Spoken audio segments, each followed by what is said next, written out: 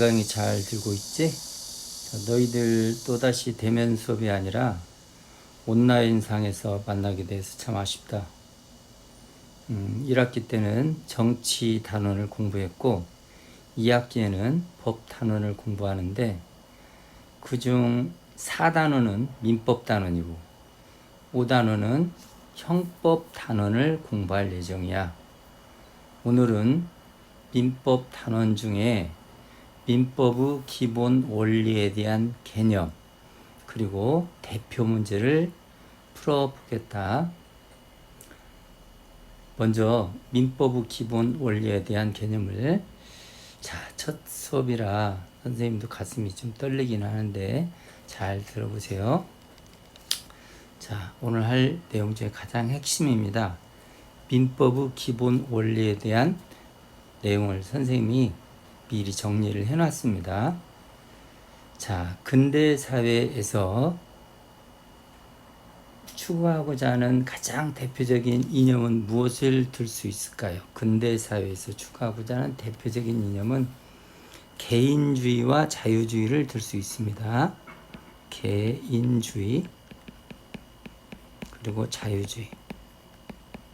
즉 개인의 자유를 최우선으로 존중한다는 그런 원칙이죠. 그래서 근대 민법에는 3가지 원칙이 성립이 됐습니다.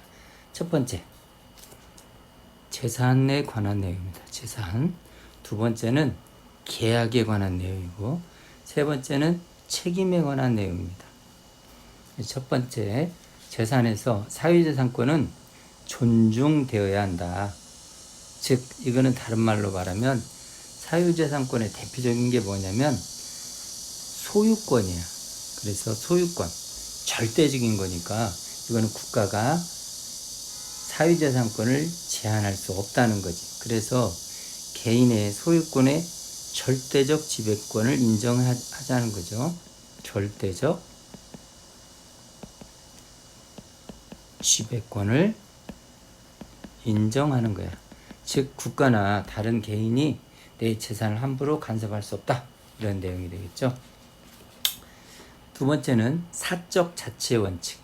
민법이라는 것은 개인과의 관계를 다루는 거기 때문에 원래 자치, 스스로 해결하는 거야. 그래서 사적 자치의 원칙. 스스로의 문제는 스스로 해결하자는 거야. 즉 법과 관련해서도 계약도 자유롭게 한다는 거지. 그게 바로 계약 자유의 원칙이야. 세 번째는 과실 책임의 원칙입니다. 책임도 내가 자신이 한 잘못에 대해서만 책임을 지는 거지 타인의 잘못에 대해서는 책임지지 않는다는 거야. 그래서 본인의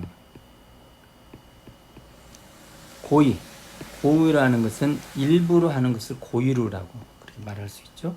또 과실이라는 것은 부주의라고 생각하시면 될 거야. 주의 의무 위반이 되는 거죠. 고의는 당연하고 부주의한 경우 그래서 고의 또는 과실만 책임을 지겠다. 그런 내용이 되겠습니다. 이러한 3가지 원칙이 성립이 됐습니다. 이 내용이 처음에는 좀 생소할지 모르지만 한 2번 또 문제 풀어보면 여러분들이 쉽게 이해할 수 있을 거예요. 그런데 이 근대 민법의 3대 원칙이 성립이 됐는데 점차 자본주의가 발달하면서 여러 가지 모순이 생겼습니다. 여러분 기억하다시피 빈부격차 대표적인 것이 그런 게 말할 수 있죠. 또 실업이라든가 또 공황 이런 여러 가지 문제가 생깁니다. 그래서 자본주의 모순으로 사회 경제적 약자가 발생합니다. 약자가 발생하는 거죠.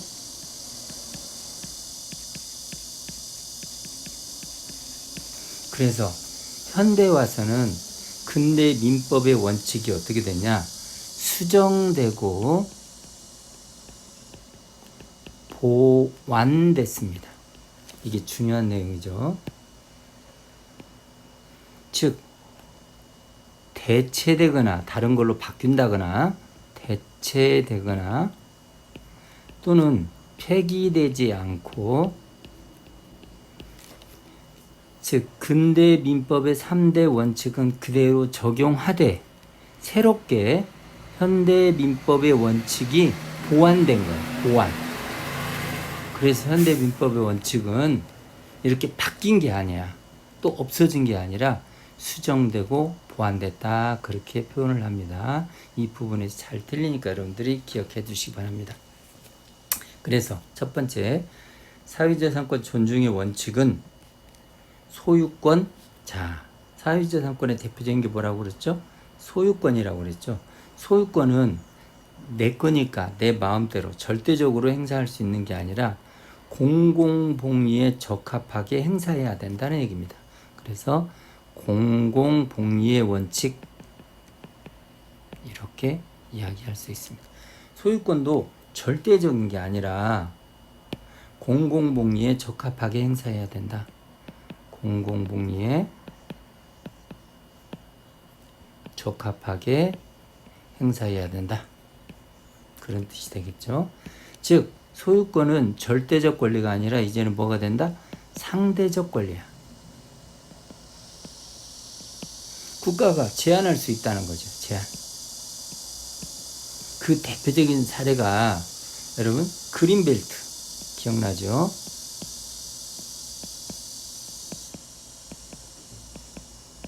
뭐 토지를 수용한다든가 필요해 서 국가가 그 땅을 보장을 하고 가져갈 수 있다는 거죠. 이게 바로 국가가 제한할 수 있다는 그런 대표적인 사례로 수정되고 보완됐다는 얘기입니다. 두 번째, 사적 자치 원칙입니다. 즉 계약은 자유롭게 하는데 자유롭게 하되, 즉 이 플러스라는 것은 계약은 자유롭게 하되 어떻게 하라? 공정하게 해라. 공정. 계약은 자유롭게 하되 공정하게 해라. 다시 한번, 계약은 어떻게 하라? 자유롭게 하되 and 어떻게? 공정하게 해라. 그런 뜻입니다. 따라서 만약에 if죠. 사회의 보편 타당한 질서라든가 관습에 어긋나는, 즉 반사회적 계약이라고 합니다.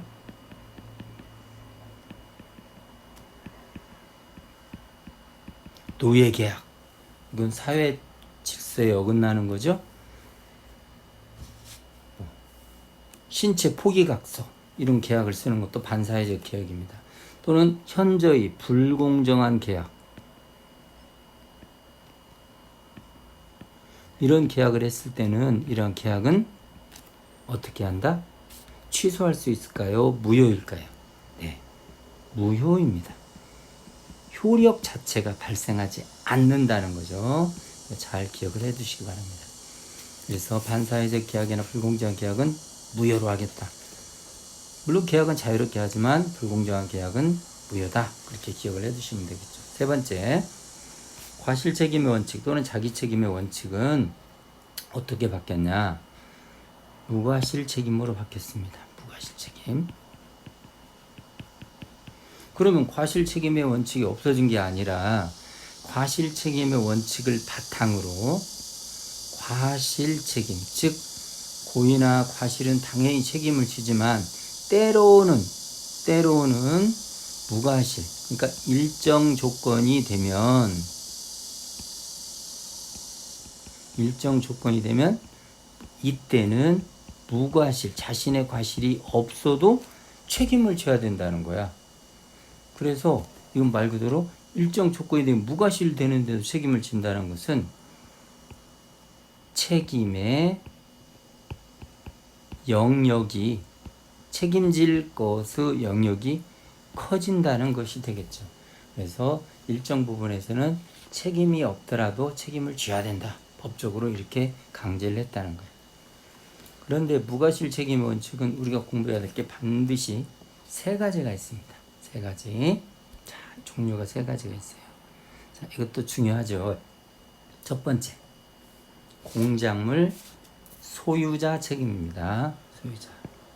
공작물 소유자 책임. 이게 뭐 공작물이 뭐죠?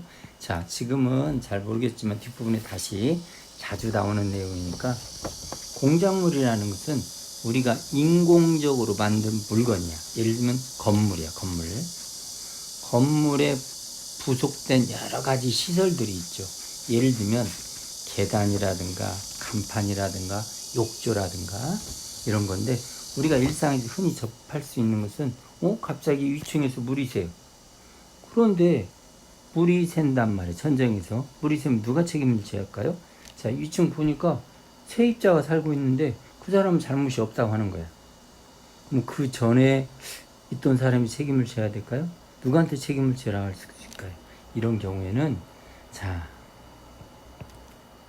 점유자가 책임이 없음을 입증할 때는 누가? 무조건 소유자가 책임을 져야 된다. 그래서 이런 경우는 공작물 소유자 책임, 이렇게 얘기를 합니다. 두 번째, 공장에서 만든 물건을 제조물이라고 그러죠. 제조물 책임입니다. 핸드폰 배터리가 폭파해가지고 뒷주머니에 넣었는데 화상을 입었어요. 그러면 이걸 갖다가 피해본 사람이 제품의 어떤 하자를 입증해야 될까요? 입증하기 참 어렵죠.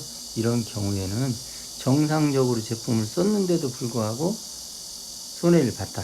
그 사실만 입증하면 가해자 측에서 이 책임이 없음을 입증하지 못하면 무조건 배상해야 된다는 거죠. 그래서 이걸 갖다가 제조물 책임이라고 합니다. 세 번째는 환경오염 책임입니다. 환경오염을 시킨 당사자가 책임을 져야 된다는 거예요.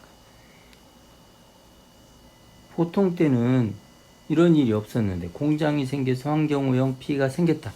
그러면 피해자가 입증하는 게 아니에요. 피해자가 아니라 이걸 갖다가 가해자 측에서 우리는 책임이 없습니다. 이걸 입증한다면 책임을 지지 않겠지만 입증하지 못하면 책임을 질 수 있도록 하는 거야.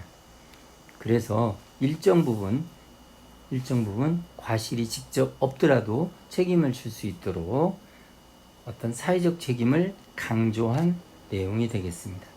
이게 바로 세 번째 무과실 책임이에요. 근데 무과실 책임은 모든 부분에서 무과실 책임이 아니라 세 가지 부분에서만 생긴다. 그래서 앞자를 따서 공제환이라고 기억을 해두면 나중에 문제 풀 때도 도움이 되겠죠. 자, 이와 같이 민법의 기본 원리는 근대 원칙과 현대 민법 원칙으로 수정 보완됐다는 거 잘 기억을 해두고 바로 문제 풀이로 들어가도록 하겠습니다. 자, 문제를 보면 A에 대한 설명으로 옳은 거 그렇습니다. 근대 민법의 3대 원칙, 그렇지. 그럼 A에 들어갈 말은 뭐죠? 그렇지. 사유재산권 존중의 원칙.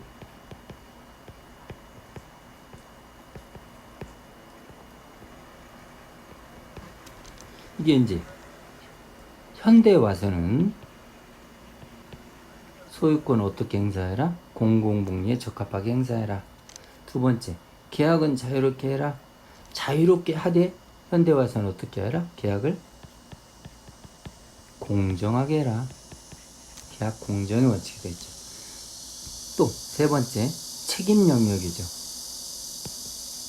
과실 책임. 과실이 있을 때만 과실 책임의 원칙이야. 자기가 잘못했을 때만 책임지는 거야. 그런 현대에 와서는 자기가 잘못했지만 종업원이 잘못하지 않았지만 종업원이 잘못한 것도 때로는 책임질 수 있다는 거죠. 이를 갖다 뭐라고? 무과실 책임의 원칙. 세 가지가 있다고 그랬죠. 뭐라고? 공, 제, 환 이렇게 말을 했죠. 공작물 뭐라고? 점유자야 소유자야? 소유자 책임. 점유자가 책임이 없음을 입증하면 누구는? 소유자가 반드시 책임을 져야 된다. 제조물 책임.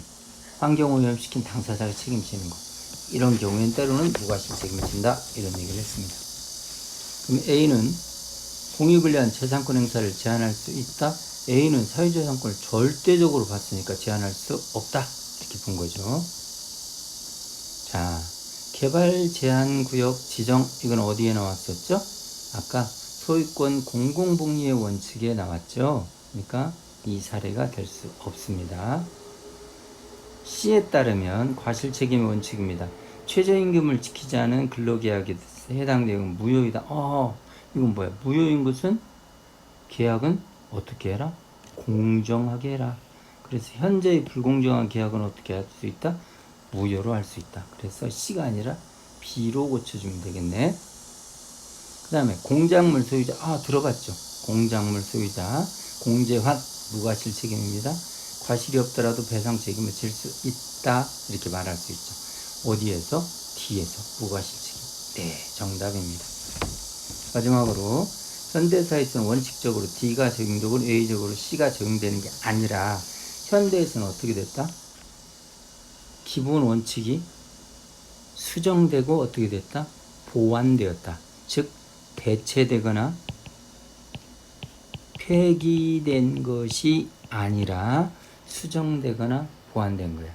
따라서 현대사회는 원칙적으로 과실 책임이 적용되고 예외적으로 일정 내용에서는 무과실 책임이 적용돼야 맞겠죠.